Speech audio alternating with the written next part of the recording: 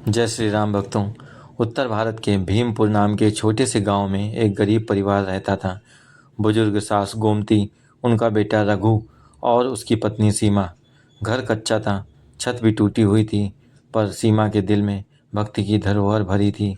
हर सुबह वह हनुमान जी के छोटे से मंदिर में दीप जलाती और मन ही मन कहती, बाबा बस हमें अपना आशीर्वाद देते रहना। रघु मजदूरी करता था और महीने में 2 ही बार घर आता था, इसलिए घर की जिम्मेदारी सीमा और उसकी सास पर ही रहती। लेकिन वह उस पूरे गांव में एक अफवाह फैलने लगी थी कि पास के जंगल में एक खतरनाक आदमी घूम रहा है, जो रात के समय लोगों के घरों में घुस जाता है। गांव वाले शाम होते ही दरवाजे बंद कर लेते, लेकिन सीमा को अपने हनुमान बाबा पर पूरा भरोसा था। वह हमेशा सास से कहती, माँ डरिए मत, जब तक हनुमान जी हैं हमारा कोई बाल बाका भी नहीं कर सकता। लेकिन एक रात वातावरण में कुछ अजीब था। हवा लगातार तेज चल रही थी, कुत्तों के भौंकने की आवाज़ें गांव में गूंज रही थीं और ऐसा लग रहा था मानो कुछ होने वाला हो। करीब रात के 12 बजे सीमा रसोई समेट कर सोने जा रही थी कि अचानक उसे घर के बाहर किसी के कदमों की आहट सुनाई दी। वह धीरे से खिड़की के पास गई और बाहर झांक कर देखा तो उसका दिल धक से रह गया। वही दुष्ट आदमी जिसके बारे में गांव वाले बता रहे थे, हाथ में हथियार लिए उसके घर की तरफ बढ़ रहा था। सीमा का चेहरा सफ़ेद पड़ गया था। वह दौड़कर कमरे में आई, सास को बताया, माँ कोई हमारे घर की तरफ आ रहा है। गोमती घबरा घबरा कर कांपने लगी। घर में ना मजबूत दरवाज़ा था, ना ही कोई बचने का रास्ता। तभी बाहर जोरदार धमाका हुआ। दुष्ट आदमी ने दरवाजे पर लात मारी थी। कच्चा दरवाज़ा चरमराने लगा। डर के मारे सीमा की सांसें रुक गई, लेकिन उसी के बीच सीमा ने एक गहरी सांस ली, सास को अंदर बिठाया और खुद के मंदिर के सामने बैठकर रोते हुए बोली, हे हनुमान बाबा, आप ही हमारी रक्षा कर सकते हो।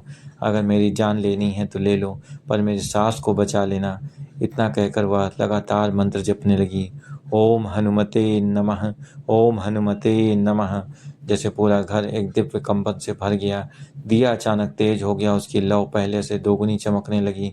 हवा जो बाहर तेज चल रही थी वह घर के अंदर जैसे शांत हो गई। और फिर सीमा ने आंखें बंद की ही एक भारी गूंजदार आवाज़ सुनी, डर मत पुत्री, मैं आ गया हूँ। सीमा सहमी हुई आंखें खोलकर दिए की ओर देखने लगी।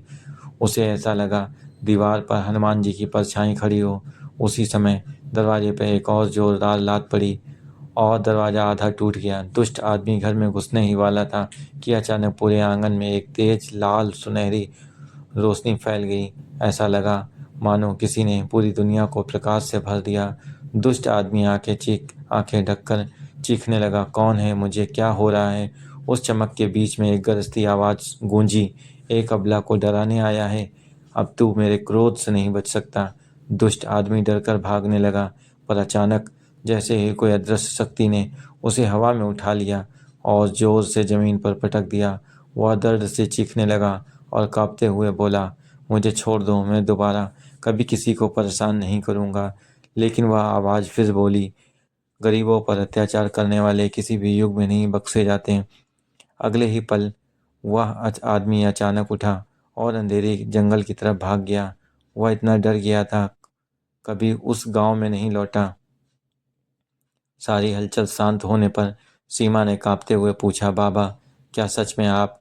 तभी दिव्य रोशनी ने उसके सिर को छुआ और एक मधुर आवाज़ आई, पुत्री, जहाँ सच्ची पुकार होती है वहाँ मैं स्वयं उपस्थित रहता हूँ। इतना कहकर वह प्रकाश धीरे धीरे विलीन हो गया और घर में शांति लौट आई। अगली सुबह गांव वाले इकट्ठे हुए और देखा वो दुष्ट आदमी जंगल के किनारे बेहोश पड़ा है। होश में आने पर वह बार बार कह रहा था, उस घर में कोई देवता खड़े हैं, मैंने ऐसी शक्ति कभी नहीं देखी। गांव वाले यह सुनकर दंग रह गए। उसकी सुबह सीमा अपनी सास के साथ हनुमान मंदिर गई।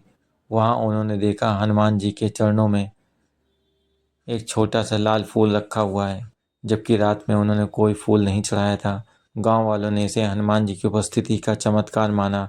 तब से सीमा की भक्ति पूरे गांव में प्रसिद्ध हो गई।